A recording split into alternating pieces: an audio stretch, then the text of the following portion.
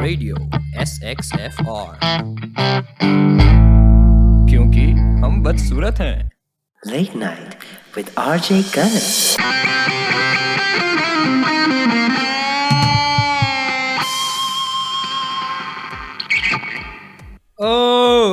Welcome to late night with RJ Karan SB. मैं हूँ आपका होस्ट आरजे करण एसबी और आपका दोस्त नहीं, क्योंकि मैं तुम्हें जानता नहीं, सॉरी।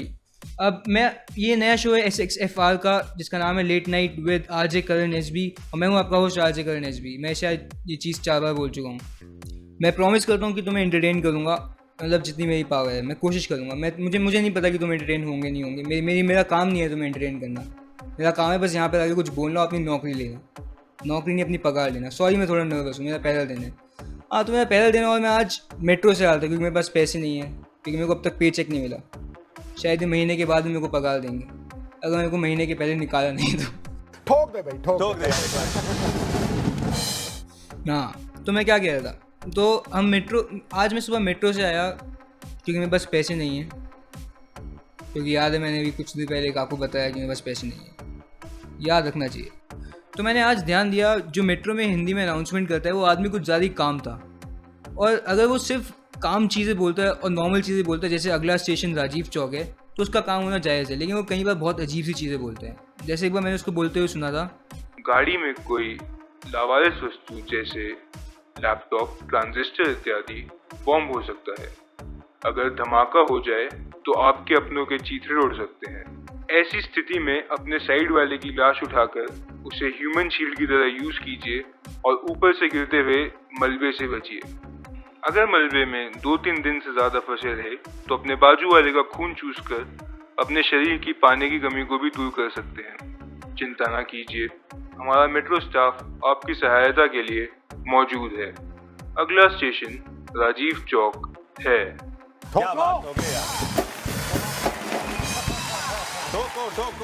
और जब मैं मेट्रो में था, मैंने एक और चीज़ नोटिस करी। मेरे आसपास कुछ ज़्यादा ही गरीब लोग थे, और मेरे को लगा इसका एक सोल्यूशन, मैंने इसका एक सोल्यूशन भी ढूंढा जो कभी किसी ने नहीं सोचा होगा। क्यों ना हम लड़कियों की बजाय गरीब लोगों के लिए एक अलग कोच रखें। उसके 2 फायदे हैं, गरीब लोग हमसे दूर हो जाएंगे और लड़कियाँ हमारे पास। वाओ!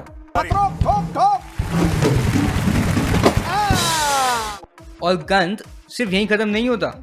ना जाने कितने लोग मेट्रो पे अपने फ़ोन पर अपने स्टेशन के बारे में झूठ बोलते हैं।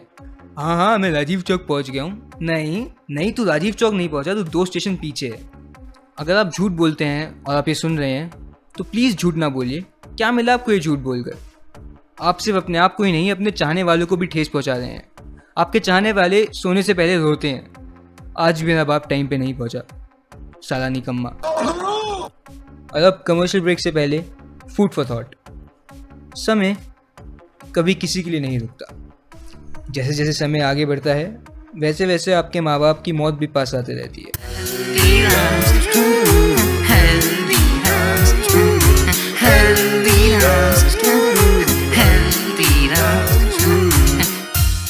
क्या आप ऐसे लाला जी हैं जिन पे लक्ष्मी माँ की बहुत कृपा है, मगर अपना लालापना छोड़ा नहीं जाता? बचपन की गली का खाना याद आता है, मगर अमीर लोग गली में नहीं खाना खाते। अगर आपके पास महंगे चमकीले कपड़े और एक बदसूरत कुत्ता खरीदने के बाद भी बहुत पैसे बचे हैं, तो आइए आपके सबसे नज़दीकी हल्दीराम स्टोर में। हल्दीराम, बेशुमार पैसा और डीठ लालापना का संगम। हल्दीराम।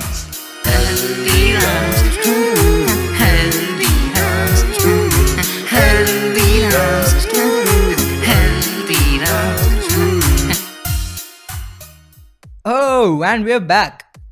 अच्छा, आपको कुछ देर पहले याद होगा, मैंने बोला था कि मेरा काम आपको एंटरटेन करना नहीं है।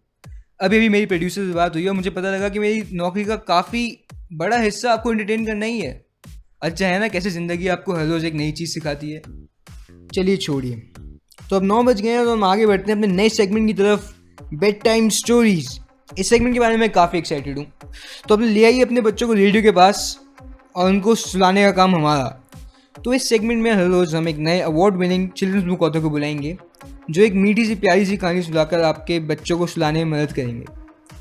तो आज के हमारे गेस्ट हैं mister Satyam Seth, author of the adventures of the rabbit and skunk. Welcome mister Seth. Thank you hi. आपको कुछ दिक्कत तो नहीं पार्किंग में? नहीं, पार्किंग बिल्कुल बढ़िया है, बस ये आपकी नाक मेरे गले पे लग रही है। काफ़ी छोटा रूम है, मैंने सोचा नहीं था। और हमारे पास एक ही माइक है, हमारे बजट बहुत कम है यहाँ पे S6FR पे। SXFR। तो आपने आज स्टोरी के बारे में कुछ बताइए। जी, ये स्टोरी है the adventures of rabbit and skunk. मैंने 12 साल की उम्र में लिखी थी। मैं काफ़ी टाइम से बुक्स लिख रहा हूँ। How cute. Thank you. बस यही है, मेरे दिल के काफ़ी करीब है, ये मुझे काफ़ी पसंद है। चलो शुरू करते हैं। तो बच्चों, क्या तुम तैयार हो?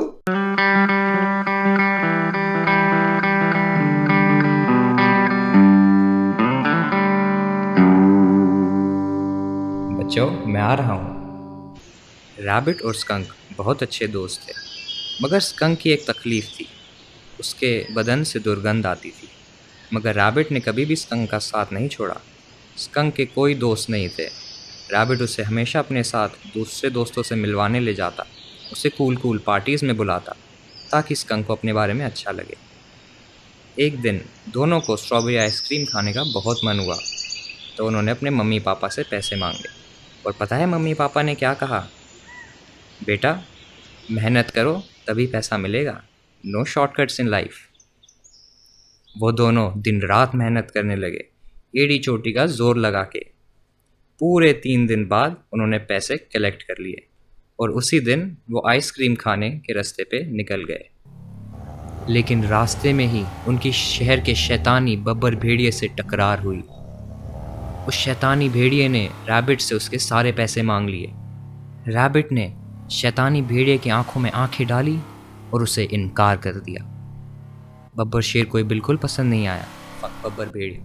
बब्बर भेड़िए ने अपनी शैतानी ताकत का इस्तेमाल करके उसी वक्त रैबिट को एक पंजा मारा और उसके सारे के सारे पैसे छीन लिए। स्कंक ये देख रहा था और उसके मन में गुस्से का ज्वालामुखी फट रहा था। स्कंक अब बदला चाहता था। वो बदले की आग में जल रहा था। उसकी जिंदगी का अब एक ही मकसद था, बदला। स्कंक को ये मालूम था कि वो शैतानी भेड़िए जितना ताकतवर नहीं है, मगर उसने अपने दोस्त के खातिर एक नई तरकीब इजाद की। उसी रात वो पीछे की खिड़की से उस शैतानी भेड़िए के घर घुसा और बिना किसी भी झिझक के उसने वही किया जो वो करने आया था। उसने उस भेड़िए की अंधी माँ को 3 माले की सीढ़ी से गिरा डाला। एक मिनट। वो अंधी लाचार माँ अपनी मदद के लिए पुकार भी नहीं लगा पाई, क्योंकि वो गूंगी भी थी। जब रैबिट को स्कंक की इस करतूत के बारे में पता चला, उसके मन में स्कंक के लिए सिर्फ और सिर्फ घृणा थी। दोस्ती की अब कोई उम्मीद नहीं थी। लेकिन अब स्कंक को दोस्ती की कोई ज़रूरत नहीं थी, क्योंकि उसने खून का स्वाद विकसित कर लिया था। उस दिन के बाद स्कंक की नई जिंदगी की शुरुआत हुई, एक वहशी दरिंदे की। अगले 2 हफ्ते में पुलिस ने ऐसी 12 और लाशें बरामद करी। पुलिस ने इन सब लाशों में एक चीज़ सामान्य पाई। सब लाशों की जांघों के बीच में जो सफ़ेद पदार्थ, मोट, टिपिकल निगर्स का।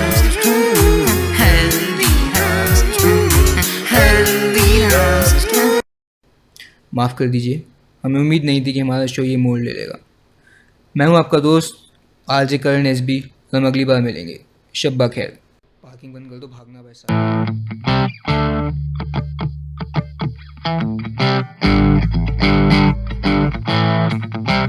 Radio SXFR,